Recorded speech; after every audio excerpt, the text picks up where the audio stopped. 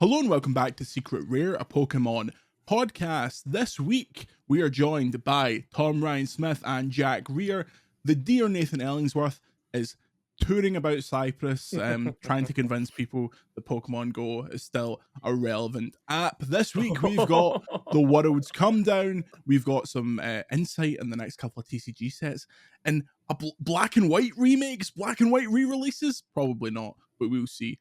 To kick off, Tom, how are you? Yeah, I'm not too bad. You know, I'm back in England. It's not great. Yeah. Hawaii was a lot nicer, but It's like got that world swag.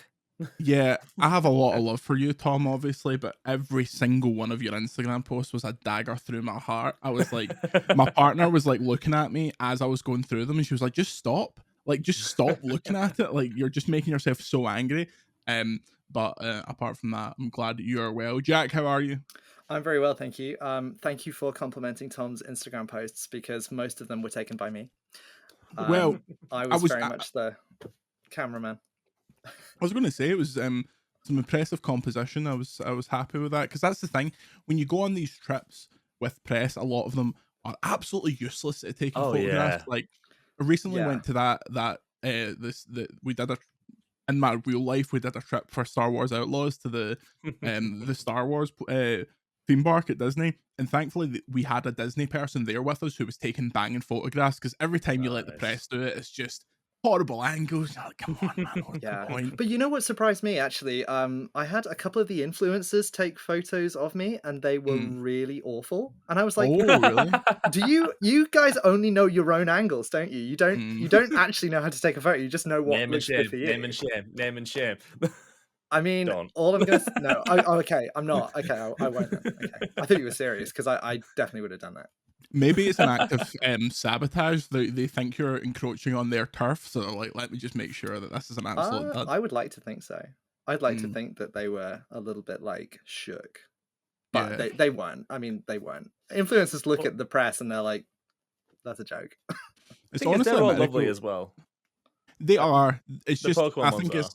It's a medical that Tom got invited when he was part of the podcast's discussion of how far you could kick a Mime Jr. That's really evidence, if evidence there really was, that there's some favoritism at the Pokemon Company. Because we know they listen to this. We've been told directly they listen to this. So. They've heard this. Yeah. They're going to be in shock when this episode comes out and Jack's on it. Hey, guys. We're getting all of them. The head of PR in Europe will definitely be listening. Yeah, Hi. as you should. Hello. I love it. Hi. We don't speak his name around here. Oh wait, sorry. Okay. Oh my god. Oh no, he's going to appear behind me. Just slide in smoothly. Let's just go in order then, Tom. This seems like a gargantuan amount of travel, especially because you just done Gamescom. Yes. How other way around. That? Oh yeah, sorry. It was part of this big travel package. From Manchester to Hawaii, what's the travel looking like? So I think if you want to start where it is, like I live in a town called Rottenstall, which absolutely doxing myself right now, which is an hour drive to Manchester. So then you've also then got to get to Manchester Airport, which is the other side of Manchester, which is probably like another 45 minutes to an hour. Then you got to fly to Hawaii, which involves going from Manchester. Sorry, I didn't even do that. I went to London. Yes, you did. I was waiting for this to like fall apart. Yeah, so I had to get to London first. It's like 3 hours anyway, plus Rottenstall and all that stuff. So that's 4 hours. Then you got to fly to Seattle, which was 10 hours or 9 hours. Yeah, something about 10 hours. And then we got stuck at Seattle. Love that for us. What was the problem? We were about an hour and a half late leaving London, and so then and Tom used that time to watch Planet of the Kingdom of the Rise of the Return of the Apes, and I educated myself with some very good independent cinema, yeah, so we were about an hour and a half late leaving London. And then that made us an hour and a half late for our flight. So there was like a 20-minute connection and we just missed the connection. So then we sat in Seattle Airport's Africa Lounge. It was nice. It was expensive. Which was okay. And then we went to literally every single touristy gift shop in all of Seattle Airport.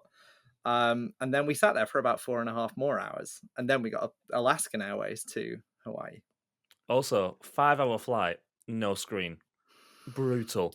Absolutely Horrendous. devastating. I've never been on Awful. a more horrific flight. That's interesting, because you would think that would be within the limit, because like you fly to Europe, you don't expect a screen, like you're No, basically like, just up and down. But You go to Gamescom, it's an hour. You're just like hopping over the road. yeah, but because I've also flown out of Seattle Airport, but to San Francisco, so it was like 2 hours the other way. And during that flight, also Alaskan, the captain came over the tannoy and went, we expect there to be some turbulence, so we've actually told the flight attendants not to stand for the duration of this flight. Whoa. That's what you want to hear. I was so tired though, I was just like, I don't care. I shut my eyes on the runway, and when I opened them again, we were like landing at San Francisco Airport, so I was like, this is great. The plane could have been doing 360s via the turbulence, but there was no problem. So jealous. So jealous. That flight from Seattle to Hawaii was the worst flight I've ever done in my life. It wasn't even like there was turbulence or anything. It was just boring. Yeah. It was So so bad. boring. It was something like 6 hours, and it was probably, I think by that point it was probably like 5 a.m. UK time, and we'd been up for like 26 hours or something, and it was just like, oh. And I actually had loads of stuff downloaded. Like I was going to watch Lilo and Stitch in preparation for Hawaii. I was going to watch Logan, and I watched about the first 20 minutes of literally everything I had on my phone and couldn't settle on anything, and then fell asleep. This is the international travel gambit. Like I've done LA like 7 times this year, and at no point did I like watch a full film or play a game on my Steam Deck for more than like 20 minutes without just getting like super bored. You need to start taking melatonin, the American sleeping pills. I found some 10 milligrams of melatonin tablets. Oh, now we're talking. Oh my god, phenomenal. The best thing I've had in my life. Tastes horrible, but so good. Why are you anyway, tasting Pokemon. So when you arrive in Hawaii, is there anything at the airport? Is there any like welcome to Worlds kind of stuff? No. It's the most like, I mean, actually, I'm sure in the daytime it's a lovely airport. We arrive at like 1 a.m. It's pitch black. There's a big red sign that says Aloha, and both of us just like run to take a photo of it, and then it starts chucking it down, and we were just like, just get us in an Uber to this. It's such a weird airport though, because you literally walk into the airport, then you walk outside. Like so many areas of the airport past security are outside, like a little bit high up. So if you jumped off the wall, you'd die, but still you're outside a lot.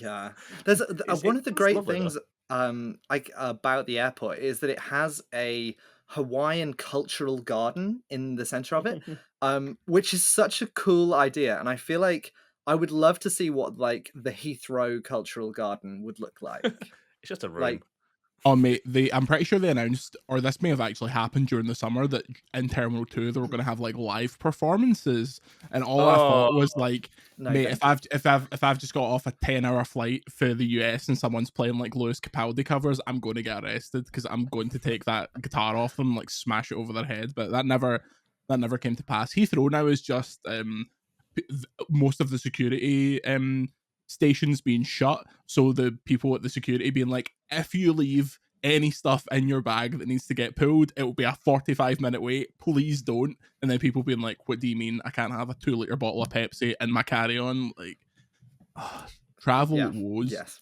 it's so you get to the hotel. From watching some vlogs, I think were you guys staying at the Hilton? Was that where like all the was some of the World stuff there? Yeah. So it's like a campus sort of vibe. So your hotel room was like over here, then you go downstairs to the bar area, then a bit further there's a nice grassy knoll, which was like not a grassy knoll. It was a grassy knoll. Pikachu's getting assassinated in the grassy knoll. Like, yeah, Tom kept referring to it as the grassy knoll the entire time, and I was like, no, not that. Look, I worked at a summer camp in America, and they just called this hill a grassy knoll, so I just started calling it. I didn't even have that connotation. But yeah, like you can make the flowers and stuff like that. You could have what's it called, the lays, face paint and stuff like that. We saw these cool. Oh, that woman's hat that she'd made. That was so sick. Oh yeah, there was some woman who we saw quite a lot of people going about in the Scuba Pikachu. So Scuba Pikachu was obviously the mascot, and we saw a load of people going about in these sort of Pikachu hats that were sort of papercraft. We were all like, "Oh, those are really cool. Where'd you get them from?" And it was just one woman who was just handing them out. She was just like a fan and was like, "Yeah, I've just made these," and it was really cool. Yeah, I feel like you see a lot of that at Worlds. Just like, I don't know, it brings out the best in all the Pokemon fans. Speaking of Scuba Pikachu, Tom, where's mine? Is he safe? It's in the other room. It's just chilling out in his bag. Okay, it's fine. Don't worry. It's fine. God bless you. God bless you. Thank you. Also, the second Pikachu in there, which I bought secretly on the airplane. Smuggling secret Pikachus on the plane. You would have had to make me and Nathan fight to the death for that one. I know. I couldn't do it. Like, if I couldn't have had one for both of you each, I probably would have given this to someone else, like, just to balance it out, because I think it would have been fair. But I did manage to succeed to get two because bumped into a guy in the plane who was a player, and I think he was actually a professor, and he just didn't want the Pikachu, and I was like, I'll pay you money for it. He went, all right, so deal. It's so funny.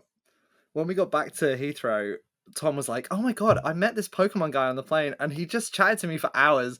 And I was like, "Oh my god, if anyone had spoken to me on that plane on the way home, I would have that would have been an international incident." I was like, "Do not speak to me." So did activities kick off before Worlds? So what happened to kick us off with that, Tom? What the activities outside of Worlds? It was just sort of like your usual, what you kind of get at London. During London, where you have the outside area, things like where it's just little things of fun bits and bobs to do. Yeah, weird, like the cable cars and stuff like that when it was at London. Not to that extent. A lot of it was a bit quieter, but I think that's just the nature of what Hawaii is like. There was the drone show, which slapped, and apparently that's cool. It's the biggest drone show that's ever happened in Hawaii. I did a video on it today. It's the first drone show that's ever happened in Hawaii. Their website doesn't say the first; it says the biggest. Oh, well, I was expressly told that it was the first time there's ever been a drone show in Hawaii. So someone has been lied to several times. Biggest by default because it was the first one they've ever done. If I was saying it was the biggest, I would have gone for the first. On the official website of the drone company who did the performance. But anyway, that was so cool. Like seeing Dragonite fly through the sky, huge Dragonite. Was it Azumarill just having a swim? Yeah, there was Azumarill. There was Pikachu riding a Mantike. There was Blossom. There was Psyduck. The Psyduck was my favorite part. There was a Psyduck with all question marks around him. It was very cute. Yeah, but no, it was a good experience beforehand because it was actually weird. It's one of the only places in the world that I've ever been to where I was glad to be jet lagged because I could just get out of bed and walk down the beach and just see the amazing sunrise and just see the volcano which we climbed up. It was just legitimately a phenomenal place. And finally, when Worlds did start, it was amazing, but it felt like we had to do something now. So I've never gone, oh, I have to do Pokemon stuff now.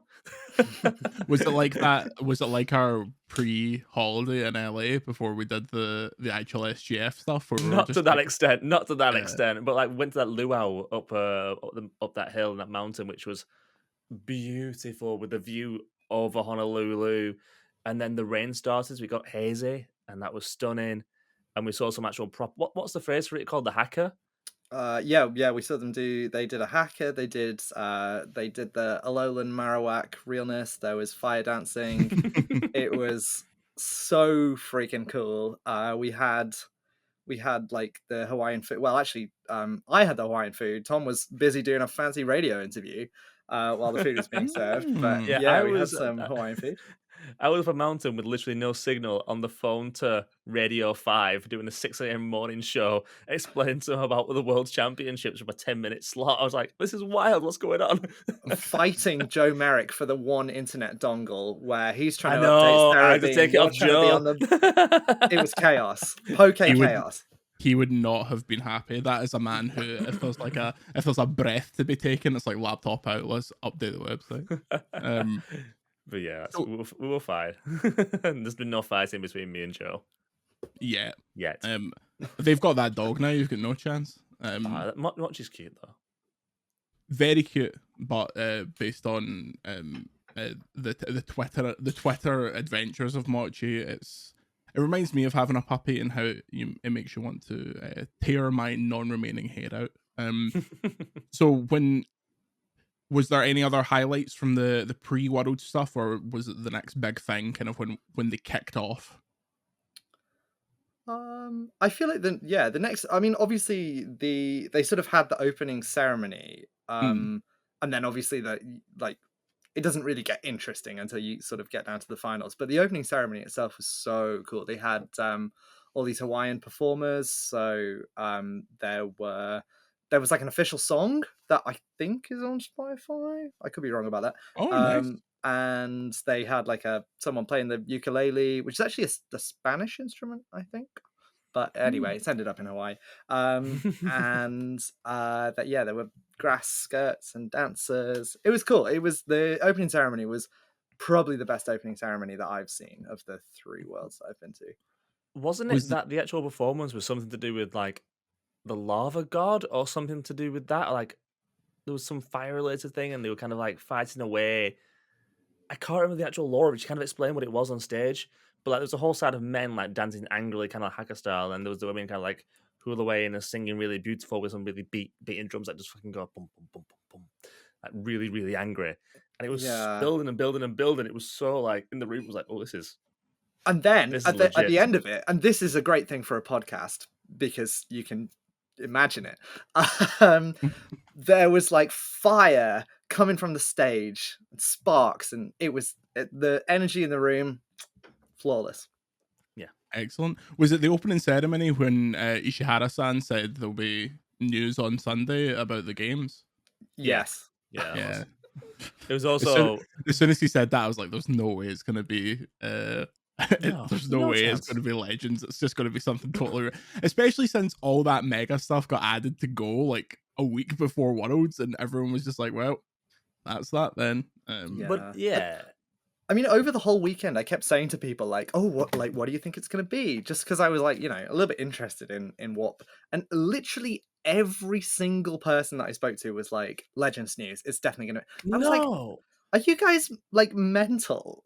Like, is there some sort of disconnect here? Like, have you ever seen a Worlds announcement before? They're always like, it's always stuff like, I was at the Worlds in Washington, I guess, when Sword and Shield was like not quite out yet, and they announced Wheezing having the ability neutralizing gas that I think neutralizes all other Pokemon's abilities on the field.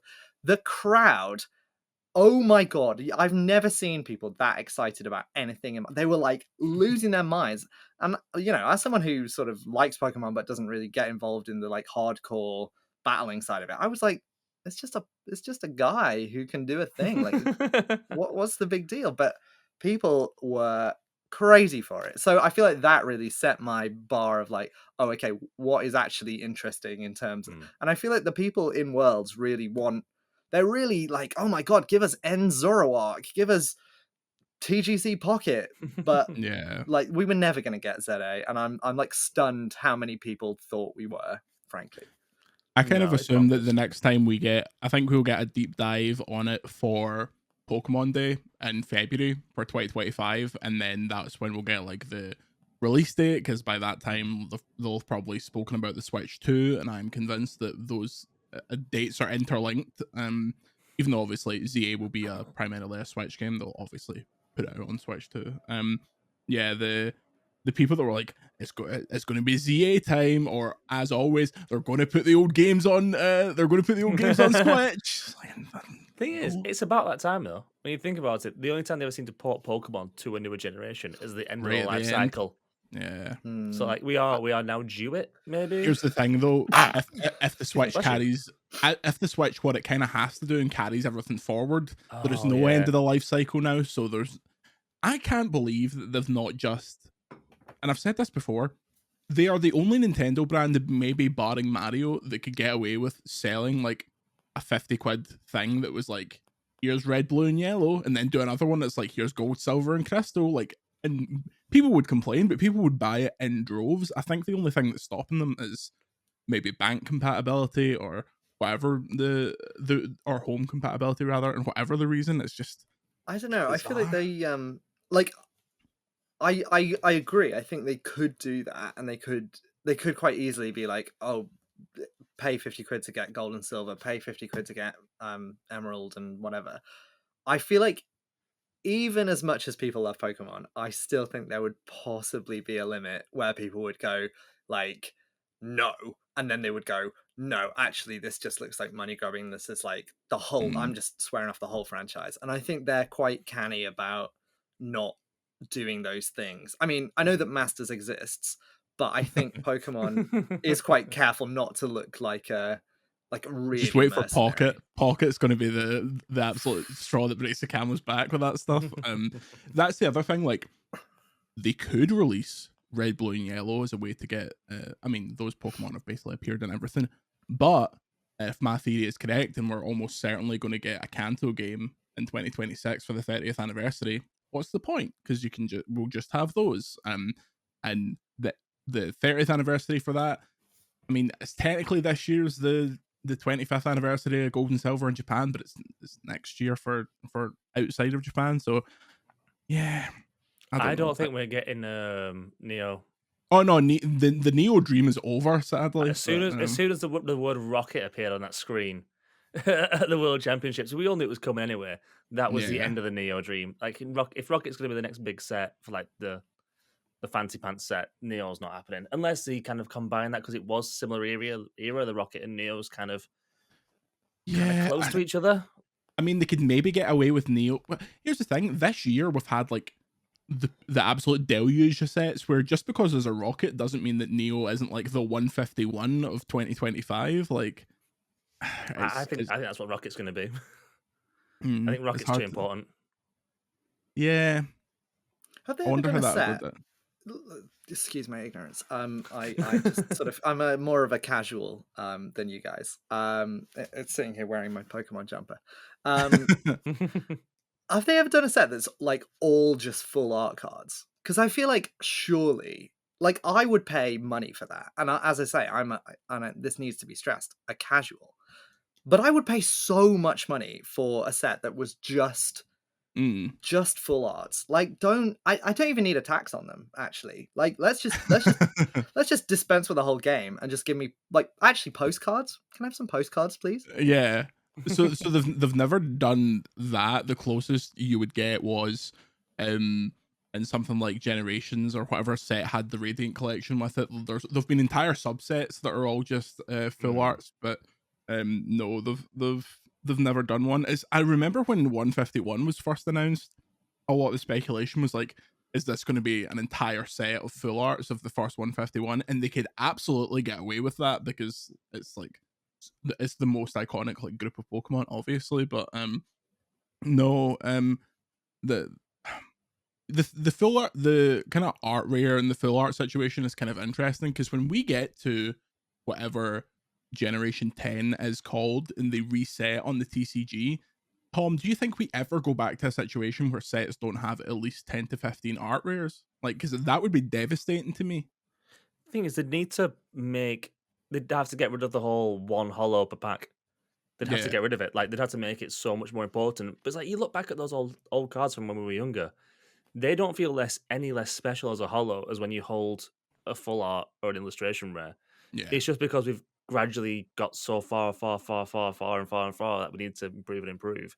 Like, if they found a way to make those just like standard holo cards that give them a texture, give them like a gold border or something like that, find a way to make them pop more, I can see us going back to that just so they can have another 5-year reset before they bring back the illustration rares. Just find a way to, like, Celebrations, the special set in Celebrations, the what was it called? The ones where there's the old cards, these sort of like the 25th anniversary collection thing. Yeah, like they kind of went that kind of approach with standard holos, which then kind of filled that void.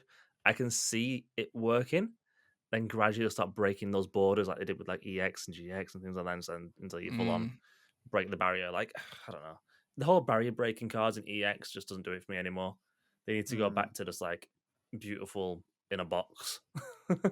Yeah, it's a weird situation where I feel like the art rares and the secret arts are so popular that they would maybe go back to a couple of sets. This like Obsidian Flames only has like 15 or something like that. It's like 10 art rares, 5 secrets. There's obviously stuff like Paldea Evolved, where it's like 300 of them or something stupid like that. Like, that's too far.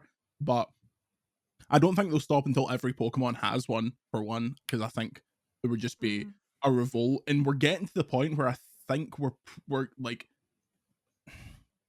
it's difficult obviously now because we're at what, 1045 or whatever the number is. Something stupid. Yeah, but I think we will eventually get to the point where all of them are at least covered in somewhat, or at least every evolution line is covered, because they are picking really random Pokemon like all the time, which I appreciate. But yeah, it'll be weird. We'll pause with the world stuff and we'll just go into this TCG news since we're talking about it. But there's been an interesting little trademark release, which is, I really wish less conversation around the Pokemon Company was so dictated by what random things they've trademarked, but it's being reported that trademarks for Black Bolt, White Flare, and Heatwave Arena have been filed by Pokemon. They're under the same terms as trademarks that have been used as set names in the past. If you're not familiar, Japanese sets are often split into two, or two Japanese sets become one English set. So it's likely that Black Bolt and White Flare will combine for potentially a black and white themed set, especially in the wake of En's Reshiram being announced at Worlds. Jack, do you think people are getting way too excited about this and they're just going to do like a black and white themed set and it's not tied to a game? Or is this a secret conspiracy? Black and white remakes confirmed? Jack. Oh, sorry. No. Sorry. I was listening. You just kind of cut out a little bit, so I just assumed. Anyway, I would be like stunned if they decided to be like, it's a black and white remake. Like I just think these things happen in the TCG. I don't know whether I've just spent too much time and I'm too old and jaded as a Pokemon fan now, but like, there are always all these like hints and clues and like and I think the longer you spend around video games, actually it's not even just Pokemon, it's just video games in general and trademarks, the more you realize that it doesn't really matter. And I think for Pokemon the issue is that the TCG trademarks have just no bearing on like the rest of reality. They just don't add to it. So like if there is a Black and White 2 remake, cool. Like I'd be ambivalent about it as the next guy. I'm one of the few people who thinks Black and White were a terrible pair of games and a creative dogleg for the franchise that should never have been taken. Black and White 2, I'd be there for that. But one, miss me. I'm not getting involved. So currently the way it sits, September, this is Japanese sets. September we're getting Paradise Dragona, then we're getting Supercharged Breaker in October. November they're doing like starter decks. December 6th is Terrestrial Festival, which is Japan's like high class pack. Then January is Battle Partners, which is when like the characters Pokemon are coming back. So excited for this. So excited for that. Will be very cool. Then March is apparently when the glory of Team Rocket, which was another trademark, is coming back. So, and then Black Bolt and White Flare after that. As pointed out here, this probably means that ZA is like a autumn game next year, because the set associated with ZA will probably come out like 2 months after it, like it did with Legends Arceus. However, walk with me down this conspiracy theory. Oh, here he is. Neo Genesis was released in English on December 16th, 2000, meaning that Christmas 2025 is the 25th birthday of the Neo series. I Neo thought it was remake this year. Confirmed. I thought it was this year. No, it's next year. It came out in 2000. Right. Neo remake confirmed. Neo remake confirmed, Tom? Neo remake confirmed? If you want it, then yeah, sure. I would love it. The thing is, what they say at the start of this era, it was like this era of the TCG is about looking back. And I said this a few times. I remember it being said. So even like when people talk about the Black Bolt and White Flare thing, people are just super nostalgic for those cards from that era. That's what that's going to be about. It's two Dragon Boys, so it's going to sell money. People are nostalgic for those cards, especially since the 25th anniversary set reprinted those two, the black card and the white card, where they're just like pure invisible. Like that's just nostalgia, man. That's just them throwing it back, making money off everybody, which I will be there spending the money. Baffling era to be nostalgic about, personally. That's the problem, though. Every era is someone's first era of Pokemon, so it becomes their like favorite.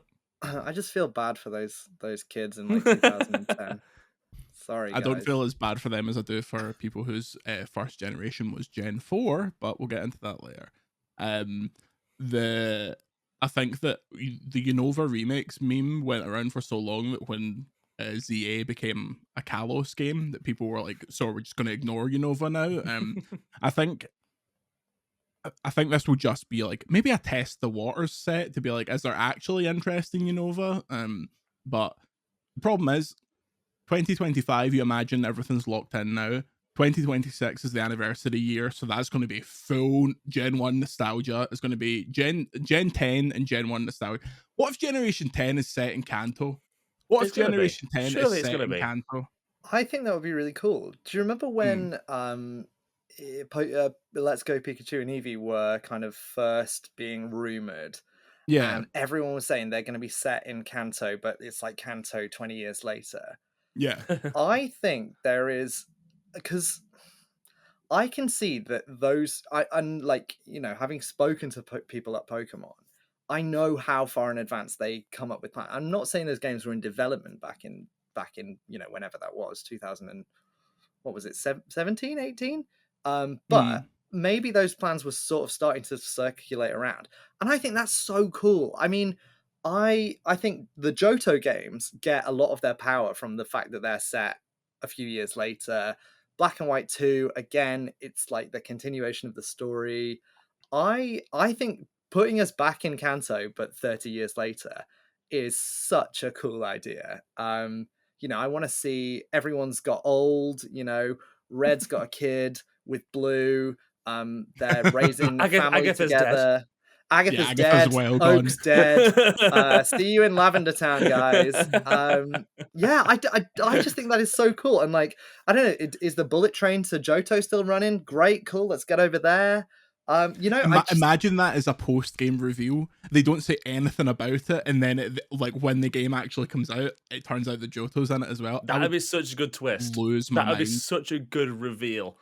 that would be like absolutely flawless, because I don't think Pokemon is great at doing the like post-game reveals. Like usually they tell you up like even a few weeks or like 2 days after it comes out. It's like, here you go, here's what the post-game is. Like you can catch every legendary. Yeah, I'm like, give us something. Because I think that, I mean, I'm not saying Pokemon games are like necessarily the best for the story, but I do think there's something quite fun about like, here's a bit more story, or like the Delta episode in Omega Ruby and Alpha Sapphire. Great stuff. Give us more of that. I thought that the way they handled DLC and Scarlet and Violet was also pretty good. In terms of just like extending things, and they as far as I can remember, they hid Area Zero pre-release, because like when I was Area reviewing Zero, like, do you mean the actual in the main game? Like you never saw Area Zero. So like, yeah, in that review period when you went to Area Zero and heard that music and you first realized you're there, it's like, oh.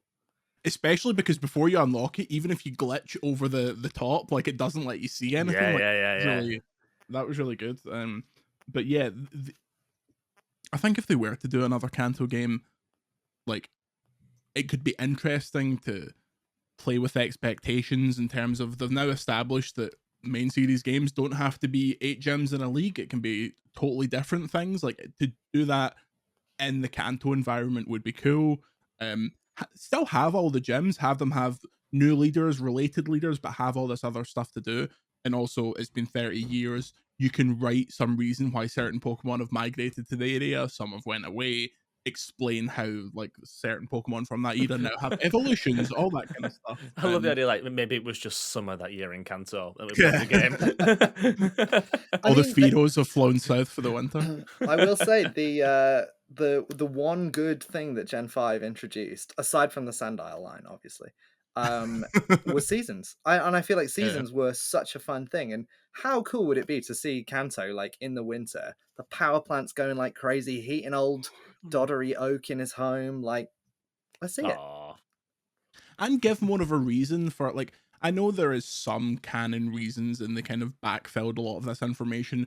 Why the legendary birds are there, why Mewtwo's just chilling in a cave, all that stuff. Like, there's a lot of interesting Kanto lore that wasn't in the original games that they've had to go back and like fill in. Not knowing made them all so much more mysterious. I enjoyed not knowing. Like, obviously, Oak.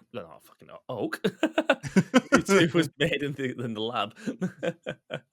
But yeah, like the sprinkling made it interesting rather than any sort of logic. Like I've always, like I said, like I've always said, like I like Magnemite and Magneton, even though they're human things. I like the idea that they kind of were made in the power plant, like through some sort of accident or something. Like there was such mystery and lore which just doesn't exist now. You're just like walking down the street and someone will have a Magnemite, and it's like, well, that makes no sense. What's going on there? Like this is, I don't know. It's better than you don't know. I agree. I also think there's like one of the reasons that Johto is like my favorite era is because I think that they establish a lot of mystery in Johto that's really interesting. Like, I mean, the whole Ho and the legendary beasts or dogs or whatever.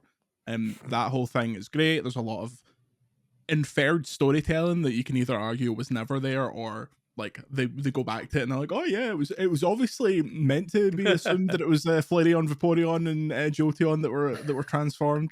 But yeah, I think there's a lot that could be done going back. Like, I feel strange about it because if they add, are they just going to do Gen 10? There's now 1,150 Pokemon, and it just keeps going like endlessly and endlessly. Like, I mean, I've always said since they introduced like forms, I would be totally fine if there was a new game that came out that was just like forms of old Pokemon. Like, say they took the original 151, and some of them have already got new forms, so we don't need to do all of them, but just gave everyone a new form.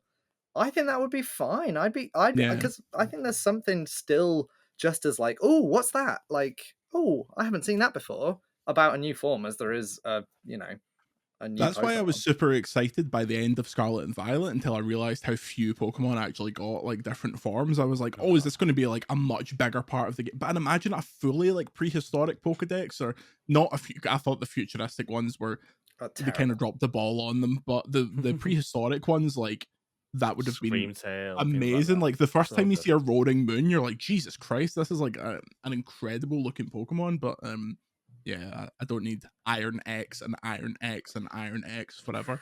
Yeah, I got Violet sort of for reasons beyond my control, and the biggest disappointment that here's everyone's got. Why has everyone got a screen for a face? Yeah. Is that just what the future holds? We've all just got screens for faces. Alive? And all the shinies were terrible because they were all just silver. It was so disappointing. I mean, also, like, how are any of these Pokemon, like Pokemon? They're not Pokemon. They're just robots. So they're basically just cars. Like, cool. I'm not playing any. I'm playing Pokemon. I'm not playing Hot Wheels. It's stupid. The